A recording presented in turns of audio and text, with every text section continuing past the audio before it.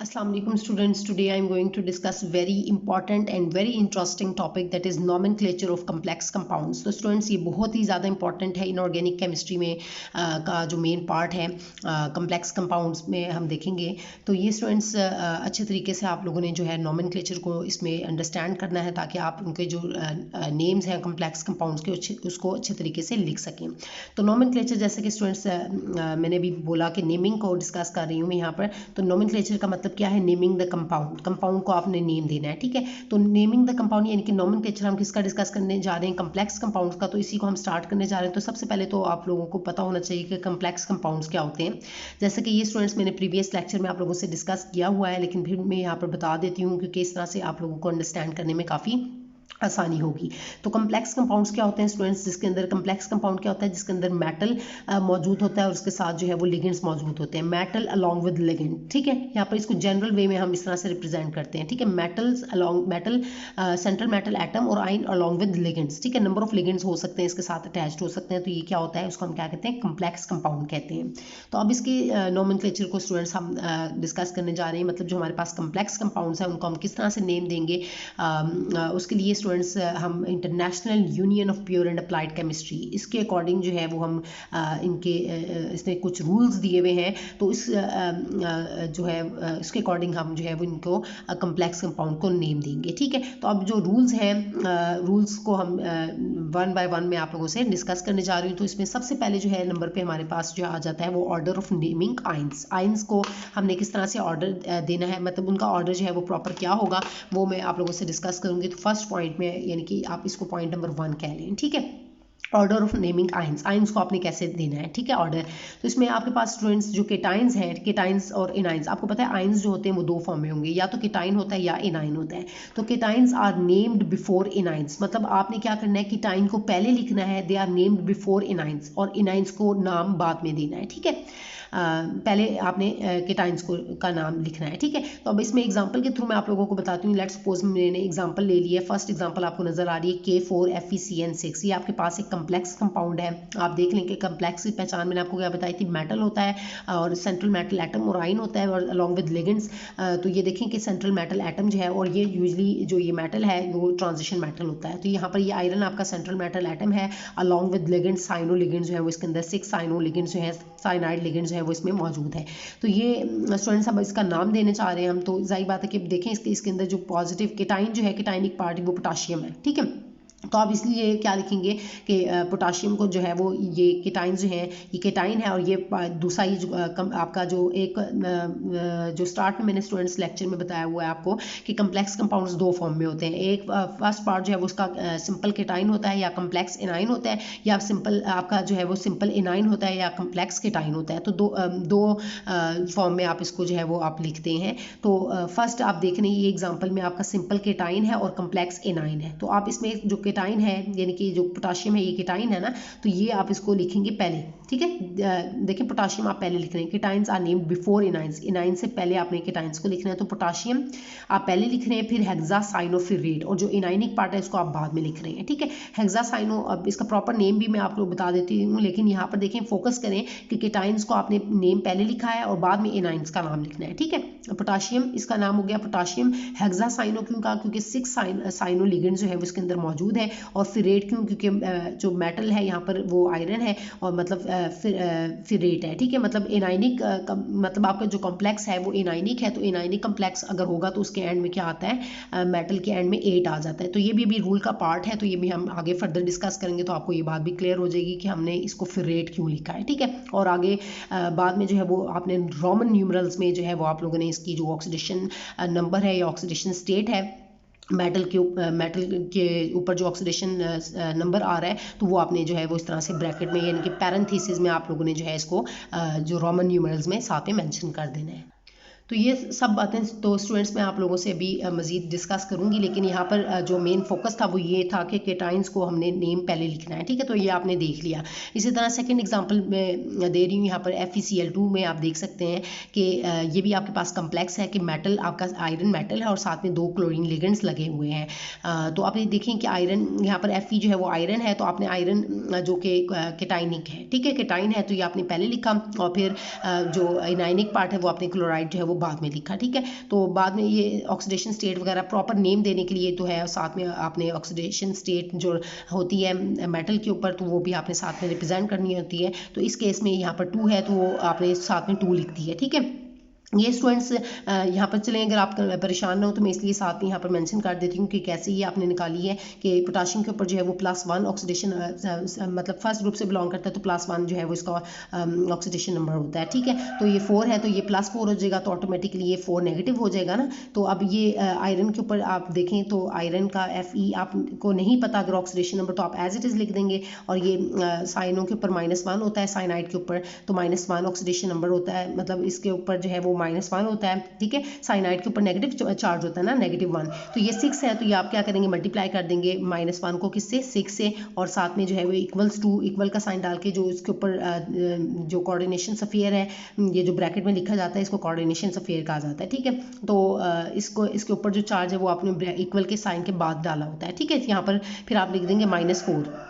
अब क्या हुआ कि आपने Fe ये -6 हो जाएगा और =-4 आपने इस तरह से फाइंड कर लिया।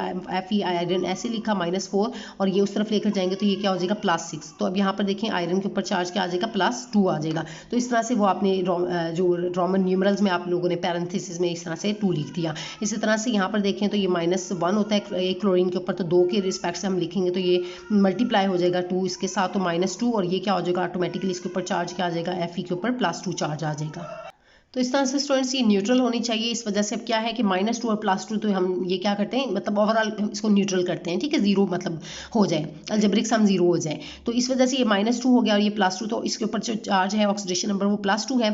तो इस वजह से हम क्या लिखेंगे, इसको ब्रैकेट में पैरेंथेसिस में हम 2 इस तरह से लिख देंगे, ठीक है। तो इस तरह से स्टूडेंट्स हम लिखते हैं। लेकिन यहाँ पर मैंने आपको पहले ही बताया कि हम जो रूल है वो हम देख रहे हैं कि केटाइंस को हम पहले लिख रहे हैं बिफोर इन नाइन्स, तो ये था, लेकिन मैंने एग्जाम्पल दी तो मैंने सोचा कि साथ में मैं मेंशन कर दूं। तो अब हम आते हैं स्टूडेंट्स, हमारे पास जो नॉन आयनिक या न्यूट्रल मॉलिक्यूल्स हैं, ठीक है। फर्स्ट केटाइंस और एनाइंस की बात हुई। अब अगर हमारे पास नॉन आयनिक हो, मतलब जिसमें आयंस मौजूद नहीं है, या हमारे मॉलिक्यूल्स आपके सेकंड वे में आप कह सकते हैं कि न्यूट्रल मॉलिक्यूल्स हैं जिसमें कोई चार्ज नहीं है, मतलब न केटाइन है ना एनाइन, ठीक है। तो उस केस में जो है क्या हम उसको कैसे लिखेंगे, they are given 1 word name. तो आपने 1 वर्ड नेम से उसको जो है रिप्रेजेंट करना है। कैसे कि एग्जाम्पल आप देख रहे हैं कि यहाँ पर आपको एक कॉम्प्लेक्स दिया जा रहा है। कॉम्प्लेक्स की पहचान पहले ही बता चुकी हूँ कि मेटल अलॉन्ग विद लिगेंड्स। तो यहाँ पर मेटल जो है वो सेंट्रल मेटल एटम जो है वो प्लैटिनम है, और इसके साथ जो है 2 अमोनिया लिगेंड्स लगे हुए हैं और 2 क्लोरो लिगेंड्स हैं, ठीक है। 2 अमीन लिगेंड्स हैं, ठीक है, अमाइनो लिगेंड्स, और 2 जो है वो आपके क्लोरो लिगेंड्स हैं। तो इस तरह से ये आपके नंबर ऑफ लिगेंड्स लग गए हैं। अब देखें इसको नाम आप कैसे देंगे, 1 वर्ड नेम आपने लिखना है, ठीक है, 1 वर्ड नेम, क्योंकि इसमें कोई केटाइन या एनाइन पार्ट साथ में मौजूद नहीं है, ये न्यूट्रल कॉम्प्लेक्स है, ठीक है, न्यूट्रल कॉम्प्लेक्स कंपाउंड है। तो अब देखें कि यहाँ पर जो है वो 2 अमीन्स हैं, तो आपने लिखा है इसको डाई अमीन, ठीक है। अमीन में डबल M आपने डालना है, यहाँ पर सिंपल AMINE लिखना नहीं है। ये भी इसमें मैं आपको बता रही हूँ, ये जब नाम लिखेंगे तो खासतौर पर इसको आप लोगों ने केयरफुली आप लोगों ने लिखना है। तो डाई अमीन तो 2 है, तो इसी वजह से हम जो प्रीफिक्स है यूज़ करते हैं डाई, ट्राई, टेट्रा वगैरह, ठीक है। तो डाई अमीन और डाई क्लोरो, 2 क्लोरीन है, तो डाई क्लोरो और प्लैटिनम जो है लास्ट में आप लोगों ने मेटल जो एटम है उसका नेम जो है वो लास्ट में आपने लिख देना है, ठीक है। तो प्लैटिनम और आगे 2 क्यों, क्योंकि इसका ऑक्सीडेशन नंबर जो है वो यहाँ पर 2 है। तो ये मैंने कैलकुलेट करने का तरीका स्टूडेंट्स आप लोगों को बता दिया है। तो आपने यहाँ पर भी इसी तरह से जो है वो आप लोगों ने ऑक्सीडेशन नंबर जो है वो कैलकुलेट करना है। आगे अगर आप मज़ीद इसको जानना चाहते हैं तो मैं मज़ीद इसके साथ जो है वो आप लोगों को अभी एग्जांपल्स भी करवाऊंगी, या तो इस लेक्चर में करवा दूंगी या इससे नेक्स्ट जो पार्ट है इसी के साथ अटैच कर दूंगी। तो वहाँ से भी आप लोग जो है वो उसकी प्रॉपर जो एक्सरसाइज में जो एग्जाम्पल्स दी जा रही हैं या और बहुत सारे जो एग्जाम्पल्स हैं कम्प्लेक्स कंपाउंड की, तो उनको प्रॉपर नेम देना जो है वो हम उसमें सीखेंगे। तो स्टूडेंट्स ये इसके अकॉर्डिंग जो है वो आप लोगों ने देख लिया कि जो आपका न्यूट्रल मॉलिक्यूल्स हैं उसमें आपने 1 वर्ड नेम जो है वो आपने इनको दे दिया। अब हम आते हैं नेमिंग ऑफ लिगेंड्स की तरफ। तो ये स्टूडेंट्स मैंने फर्स्ट रूल जो है वो डिस्कस किया, ऑर्डर ऑफ नेमिंग आयंस, ठीक है। अब सेकंड जो है हम डिस्कस करते हैं, जो सेकंड पॉइंट है सेकंड रूल में, नेमिंग ऑफ लिगेंड्स। लिगेंड्स को आपने नेम जो है वो कैसे देना है, तो उसमें हमें लिगेंड्स आपको पता होने चाहिए। या तो आपके पास लिगेंड जो है वो केटाइनिक लिगेंड होगा, या सेकंड जो है वो नेगेटिवली चार्ज लिगेंड होंगे, मतलब एनाइनिक लिगेंड्स हो सकते हैं, और थर्ड जो है वो न्यूट्रल लिगेंड्स हैं। 3 तरह के आपके पास लिगेंड्स होंगे, या तो केटाइनिक लिगेंड्स होंगे, या एनाइनिक लिगेंड्स होंगे, या न्यूट्रल लिगेंड्स होंगे। तो सबसे पहले हम न्यूट्रल लिगेंड्स को डिस्कस कर लेते हैं जिनके ऊपर कोई भी चार्ज नहीं मौजूद होता। तो ये स्टूडेंट्स होप्स हो कि आपको नज़र भी आ रहा है। तो न्यूट्रल लिगेंड्स क्या है, they have no special ending, कोई भी इनकी स्पेशल एंडिंग नहीं होती, ठीक है। The names of neutral ligands the names of neutral ligands are usually unchange, ठीक है। तो ये जो न्यूट्रल लिगेंड्स हैं इनके नेम्स जो है वो आपने अनचेंज रखने, मतलब जो उनको चेंज नहीं करना, जो नेम्स हैं आपने एज इट इज़ वही आपने कम्प्लेक्स कंपाउंड को नेम देते हुए आपने लिखने हैं, ठीक है। फॉर एग्जांपल जैसे अमोनिया के लिए NH3 के लिए आप जो लिगेंड अमोनिया लिगेंड है तो इसमें इसके लिए आप नेम क्या आप लिखेंगे, अमीन ही लिखेंगे, ठीक है। जो हम इसको अमीन कहते हैं तो ये अमीन ही होगी, ठीक है। आप इसको अमीन ही यहाँ पर एंड में नेम में जब भी आप लिखेंगे तो अमीन लिखेंगे। और इसी तरह वाटर के लिए आप जो है वो लिगेंड को नेम क्या लिखेंगे, एक्वा लिखेंगे, ठीक है।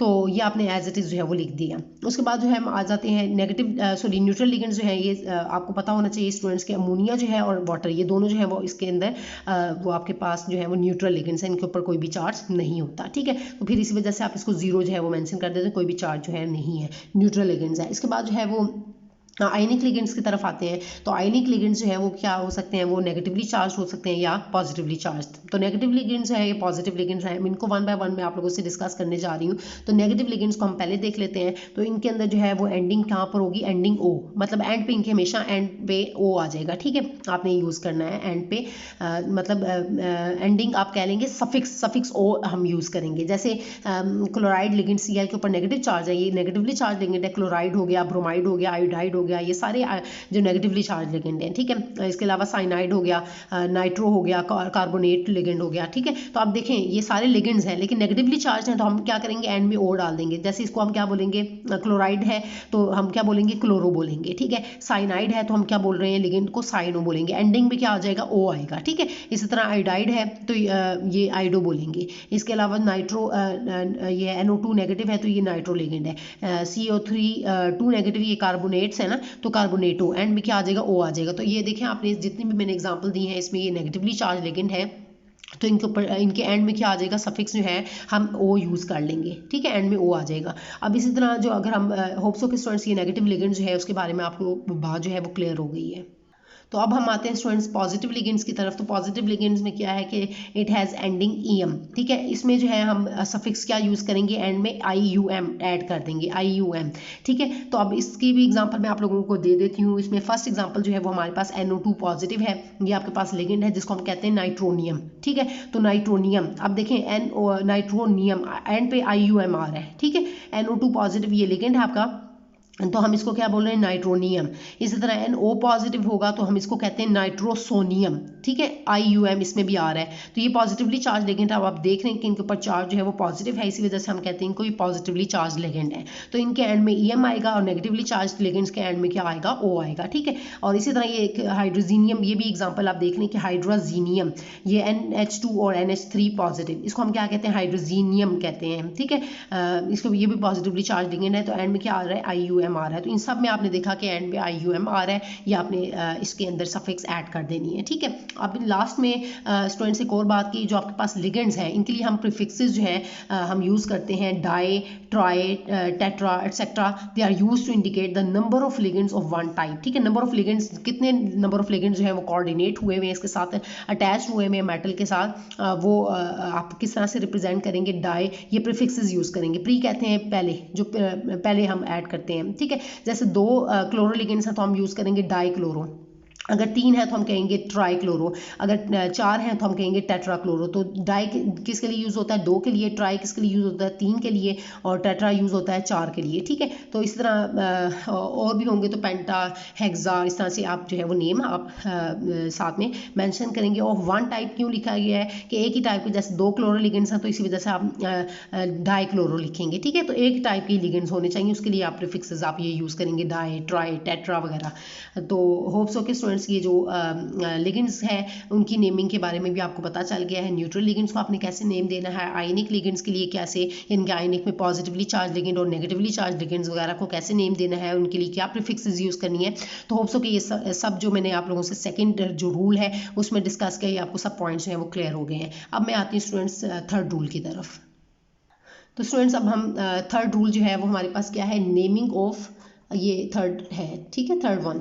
तो naming of central metal ion, अब आपने सेंट्रल मेटल आयन को किस तरह से नेम देना है, इसके बारे में क्या रूल्स हैं, रूल के क्या पॉइंट्स हैं, वो सारे मैं आपसे डिस्कस करने जा रही हूँ वन बाय वन। तो फर्स्ट है कि if coordination sphere is positive और न्यूट्रल, ठीक है। कोऑर्डिनेशन स्फीयर क्या होता है ये मैं आपको यहाँ पर भी बता देती हूँ, जो ब्रैकेट में हम लिखते हैं, ब्रैकेट के अंदर मतलब कोऑर्डिनेशन स्फीयर में सॉरी यहाँ पर सेंट्रल मेटल आयन की रिस्पेक्ट से हम नेमिंग देखेंगे, लेकिन कोऑर्डिनेशन स्फीयर की बात हो रही है तो मैं इसलिए यहाँ पर बता रही हूँ। तो कोऑर्डिनेशन स्फीयर में क्या होता है स्टूडेंट्स, के मेटल होता है अलॉन्ग विद लिगेंड्स, ठीक है। तो यहाँ पर जस्ट मैं जनरल बात कर रही हूँ, metal along with number of ligands, ठीक है। एन क्या रिप्रेजेंट कर होता है, नंबर ऑफ लिगेंड्स को। तो जब मेटल अलॉन्ग विद लिगेंड होगा तो इसको हम क्या कहते हैं, कोऑर्डिनेशन स्फीयर कहते हैं। और स्टूडेंट्स इसको हम जो है ब्रैकेट में लिखते हैं, ठीक है। ये बात आपने याद रखनी है कि इसको हमेशा हम प्लेस करेंगे स्क्वायर ब्रैकेट्स में, ठीक है। तो ये कोऑर्डिनेशन स्फीयर में वो बात की जा रही है कि दो तरह से अभी बताया जा रहा है कि या तो पॉजिटिव हो या न्यूट्रल हो, ठीक है। पॉजिटिव हो या न्यूट्रल हो तो मेटल नेम जो है इज रिटन एज सच, तो आपने एज इट इज, आपने जो मेटल का नेम होगा वो आपने एज इट इज लिख देना है, ठीक है। लेकिन अगर कोऑर्डिनेशन स्फीयर जो है वो नेगेटिव है, मतलब उसके ऊपर जो चार्ज है ये मतलब दो केसेस हैं, ठीक है। एक तो ये पॉजिटिवली चार्ज, मतलब उसके ऊपर जो है वो पॉजिटिव चार्ज हो या न्यूट्रल हो या कोई भी चार्ज ना हो, तो तब आपने मेटल का नेम एज इट इज लिख देना है, ठीक है। जो भी इसका मेटल का नेम है वो आपने लिख दिया, ठीक है। लेकिन अगर आपका जो कोऑर्डिनेशन स्फीयर है वो नेगेटिवली चार्ज है, मतलब नेगेटिव है जिसके ऊपर, मतलब ये कोऑर्डिनेशन स्फीयर है इसके ऊपर नेगेटिव चार्ज है, लेट्स सपोज ये मैं कहती हूँ 4 नेगेटिव, ठीक है, 4 नेगेटिव है, ठीक है। तो उस वक्त क्या होगा, नेगेटिव अगर होगा तो सफिक्स जो है वो आपने फिर 8 यूज करनी है, is added to the metal name. Metal name के एंड पे आपने 8 डाल देना है। जैसे हमने स्टार्ट में, बिल्कुल स्टार्ट में हम लोगों ने एक एग्जांपल ली थी, पोटाशियम हेक्सासाइनोफिरेट। तो आपने देखा था वो जो उसके अंदर कम्प्लेक्स आयन है, ठहरे मैं आपको दिखा भी देती हूँ। तो ये स्टूडेंट्स मैं बात कर रही हूँ, यहाँ पर आप देखें कि ये एग्जांपल है पोटाशियम हेक्सासाइनोफिरेट। तो ये देखें आपका जो कम्प्लेक्स, ये देखें ना, ये आपका क्या है, कोऑर्डिनेशन स्फीयर है, जो कि ब्रैकेट में हम लोगों ने लिखा है। ये कोऑर्डिनेशन स्फीयर होता है जिसमें मेटल होता है अलॉन्ग विद लिगेंड। तो ये देखें ये नेगेटिवली चार्ज है, 4 के ऊपर नेगेटिव चार्ज, ये सॉरी कोऑर्डिनेशन स्फीयर के ऊपर 4 नेगेटिव चार्ज है, तो ये नेगेटिव है ना, एनायनिक है, ठीक है। तो नेगेटिव होगा तो इसके केस में आप लोगों ने जो मेटल है उसके एंड में क्या लगाना था 8, तो इसी वजह से हम लोगों ने इसको लिखा है फिरेट, ठीक है। ये आयरन है ना Fe, तो फिरेट इसका नेम जो है वो हो जाएगा। तो यही बात मैं आप लोगों से भी डिस्कस कर रही हूँ। तो होप्स सो कि स्टूडेंट्स यहाँ पर ये जो पॉइंट है आपका क्लियर हो गया है कि जब नेगेटिवली चार्ज होगा कोऑर्डिनेशन स्फीयर तो फिर आपने सफिक्स कहते हैं हमेशा जो एंड पे आती है, और प्रीफिक्स जिसको जो पहले आती है, प्री कहते हैं ना, प्रीफिक्स होती है जो पहले आती है, ठीक है। तो यहाँ पर मैं इसलिए बता रही हूँ ताकि आप कंफ्यूज ना हो। और सफिक्स जो है हमेशा वो क्या कब आती है, वो एंड पे आती है, ठीक है। ये एंड पे आती है, और ये क्या कैसे आती है, ये बिफोर आती है, मतलब पहले आती है, ठीक है। एंड बिफोर पे, मतलब ये दो बातें आपको पता होनी चाहिए। तो ये एंड पे आती है, तो इसी वजह से हमने एंड पे आपने देखा फिर रेट 8 आपने इसमें ऐड कर दिया मेटल नेम के साथ। और अब थर्ड देखें कि ऑक्सीडेशन स्टेट जो है of central metal atom is indicated by Roman numeral. और जो ऑक्सीडेशन स्टेट है या ऑक्सीडेशन नंबर जिसको आप कह रहे हैं, तो ये आप इंडिकेट करते हैं रोमन न्यूमरल्स में आपने लिखना है, जैसे कि 1 या 2 या 3, इस तरह से जो है, या इसके अलावा जो है वो 4 हो गया, 5 हो गया, इस तरह से ये रोमन न्यूमरल्स, इनको हम कहते हैं रोमन न्यूमरल्स। और इनको आपने जो है वो ब्रैकेट में इस तरह से पैरेंथेसिस में लिखना है at the end of the metal name. जो ही मेटल नेम एंड होगा तो उस वक्त जो है वो आपने साथ में इसको ब्रैकेट में लिख देना है। तो ये आप देख सकते हैं कि मैंने एग्जांपल जो आपको दी थी, तो इसमें ये जो मेटल का नेम जो ही एंड हुआ तो उसके बाद हम लोगों ने पैरेंथेसिस में ये जो ऑक्सीडेशन नंबर है या ऑक्सीडेशन स्टेट को हम लोगों ने मेटल की सेंट्रल मेटल एटम की जो है वो यहाँ पर ऑक्सीडेशन स्टेट जो है वो हमने लिख दी है। तो होप सो के स्टूडेंट्स ये जो पॉइंट्स हैं आपको जो मैंने तीनों पॉइंट्स आप लोगों से डिस्कस किए हैं for naming the central metal ion, ये आपको क्लियर हो गए हैं, ठीक है। Naming of central metal ion के लिए ये जो 3 रूल्स मैंने आप लोगों से डिस्कस किए हैं, होप सो के पॉइंट्स आपको क्लियर है। अब स्टूडेंट्स मैं आती हूँ नेमिंग ऑफ कोऑर्डिनेशन स्फीयर, यानी कि जो 4th पार्ट है इसका, इसके लिए जो रूल्स दिए गए हैं वो मैं आपसे 1 बाय 1 डिस्कस करूंगी। तो नेमिंग ऑफ कोऑर्डिनेशन स्फीयर के लिए सबसे पहले आप देखें कि लिगेंड्स आर नेम्ड फर्स्ट। आपने पहले जो कोऑर्डिनेशन स्फीयर की तो बात मैं आपको बता चुकी हूँ कि मेटल अलॉन्ग विद लिगेंड्स है, तो इसमें सबसे पहले आपने नेम जो है वो किसको देना है, लिगेंड्स को नेम पहले देना है। लिगेंड्स आर नेम्ड फर्स्ट, इनको पहले देना है नेम। और फिर सेकंड जो है वो ligands are named in alphabetical order. और फिर ये कि लिगेंड्स तो आप नाम पहले देंगे, लेकिन अब ये बात याद रखनी है कि उनको अगर आप एक से ज़्यादा लिगेंड्स भी हो सकते हैं, तो फिर आप किस तरह से उनको नेम देंगे, तो उसके लिए फिर अलग रूल है, ठीक है। तो आप कंफ्यूज ना हो, तो इसलिए क्या है कि ligands are named in alphabetical order में आपने मतलब उनको A B C के अकॉर्डिंग जो है वो नेम देना है। जैसे आपके पास लेट्स सपोज के क्लोरो लिगेंड भी लगा हुआ है और नाइट्रो लिगेंड भी लगा हुआ है, ठीक है। तो अब आप देखें कि दोनों लिगेंड्स लगे हैं, तो आप किसको नेम पहले देंगे? क्लोरो को नेम पहले देंगे, क्योंकि क्लोरो जो है C पहले आता है और N बाद में आता है, ठीक है। तो इस तरह से आपने इसको नेम पहले देना है। तो क्लोरो पहले आएगा और नाइट्रो बाद में आएगा, रिगार्डलेस ऑफ द चार्ज पे डिपेंड नहीं करेगा and number of each, number पे भी नहीं डिपेंड करेगा। आप 2 हैं 3 हैं 4 हैं जितने मर्जी हैं वो डिपेंड नहीं करेगा। बस ये है कि आपने इनको अल्फाबेटिकली इनको अरेंज करना है। उसके बाद लास्ट में आप देखें इसके लिए जो थर्ड रूल है वो ये कि central metal atom is named last, और सेंट्रल मेटल एटम को आपने लास्ट में नेम देना है, क्योंकि मैंने अभी आपको बताया कि कोऑर्डिनेशन अफेयर की बात हो रही है तो इसमें मेटल और लिगेंड्स होते हैं। तो लिगेंड्स को जब आप पहले नाम देंगे तो ऑटोमेटिकली आपके पास अब सेंट्रल मेटल एटम बच जाएगा, जिसको आपने नेम लास्ट में नेम देना है, and that is followed by the oxidation state. और बाद में इसको जो ही मेटल का एटम का नेम खत्म होगा तो उसमें फौरन से आपने उसको ऑक्सीडेशन स्टेट मेंशन कर देनी है विद इन पैरेंथेसिस। तो ये स्टूडेंट्स मैंने आप लोगों से नेमिंग ऑफ कोऑर्डिनेशन अफेयर के लिए जो कुछ रूल्स और पॉइंट्स डिस्कस किए हैं वो होप सो कि आपको यहाँ तक पॉइंट्स क्लियर है।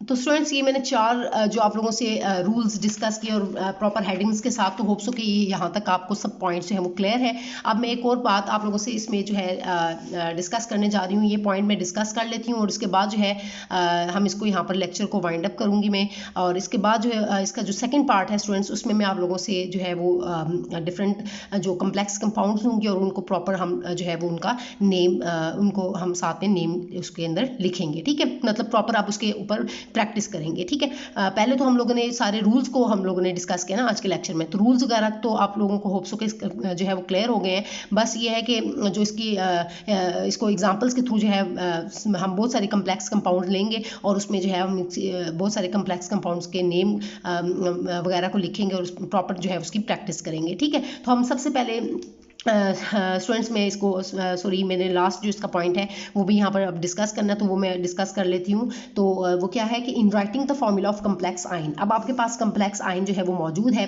लेट्स सपोज, तो अब आपने उसका जो है वो फॉर्मूला लिखना है, ठीक है। तो उसके लिए आप कैसे उसको रिप्रेजेंट करेंगे? The symbol of the central metal atom is placed first. तो फिर आपने क्या करना है कि सिंबल जो है जो सेंट्रल मेटल एटम का सिंबल जो है वो आपने पहले लिखना है, ठीक है, क्योंकि आप फॉर्मूला लिखने जा रहे हैं। आप फॉर्मूला लिखने जा रहे हैं तो उसके लिए आपने सिंबल जो है वो पहले प्लेस करना है and it is followed by the names of ionic ligands. तो पहले आपने क्या किया कि सेंट्रल आपके पास कौन आएगा? सेंट्रल मेटल एटम आएगा, ठीक है। आपने सेंट्रल मेटल एटम को लिखा, देखें मैंने आपको यही बताया कि जो आपके पास कोऑर्डिनेशन अफेयर में जो है वो आप पहले मेटल को लिखते हैं, मतलब आप जब भी लिखेंगे तो पहले मेटल को लिखेंगे, बाद में जो है it is followed by names of ionic ligands. फिर आपके पास आयोनिक लिगेंड्स आएंगे, आयोनिक लिगेंड्स में जैसे क्लोरो ब्रोमो आइडो, पहले आयोनिक लिगेंड्स आएंगे।